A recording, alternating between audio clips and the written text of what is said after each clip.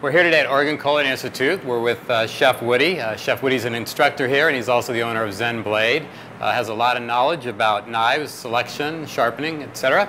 And we're trying to find out today about what the average person at home needs to know about knives. So welcome, and what can you tell us? Well, thanks. Really the average person at home probably always wants to know the basic question, what's the best knife out there? And it's a really simple answer, but people overlook it. It's what feels best in your hand, what works for you. There's only one complication to that question, and it should be what works best for you. And that's sometimes overlooked too. We get really comfortable with our favorite little sharp knife that we had when we grew up, and maybe grandma gave it to us. And sometimes it's just a little kick in the pants to say, let's move up to something that makes more sense. I wouldn't want to cut a tomato, for instance, with this small little knife. It'd take all day. Something a little larger makes that much faster, quicker. So how important is the actual length of the blade? Well, in the industry, we feel it's very important. Now, I don't need something that's so large that, I'm knocking things over. Right. But I want it to be as large as I can comfortably handle.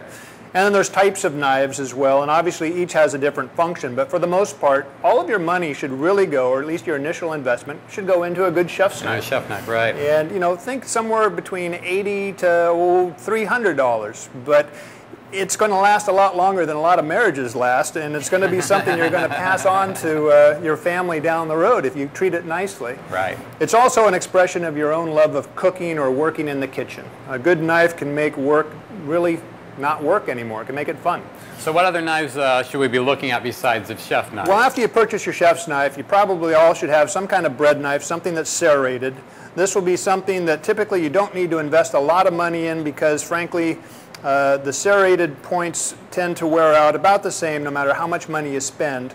And it's good just to, rather than try to resharpen it, is to just throw it away and buy a new one when you have to. I've seen some of them have offset handles. What's the purpose behind that? Yes, the offsets are lovely. That's where the blade is actually, the handle would be up and over here, and so you never have to get your knuckles down on the board. Okay. It's going to take it down to the board for you with your hands up where it's nice and comfortable. Great for bread. Then we have boning knives. One of these in the house is usually handy, and there's different types. Some are very stiff and some are very flexible. Again, at this point, it's a matter of how much work you're going to be doing with this particular type of tool. Curved fits into this line or family also. These are typically used when you're going to be breaking apart your own chickens or fish. And these two, not very expensive. You don't have to put a lot of money into this. A cleaver.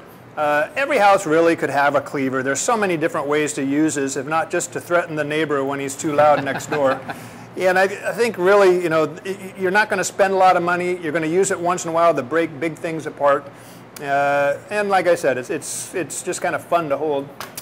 After that, there's a whole bunch of things, but the big question you should ask yourself, or if you haven't already, is, well, if I bought this knife and there were 6 others out of the same set, is that good for me too? And no. It's really what feels good in your hand. So it's not just a brand, stick with a brand, each knife individually. Correct. Go out and explore. Go to some of the finer kitchen stores. Go play, look. Go online if you want to look afterwards and check out pricing. There's not a great deal of pricing separation out there, to be honest. But it should be as you can afford. Well, you provided us with a lot of information. I think people can go out now and they can figure out what they need to buy. Chef knives, most important, get one that feels right, feels comfortable, and then move on from there. So thank you very much. Appreciate the information. Thanks for your time. All right.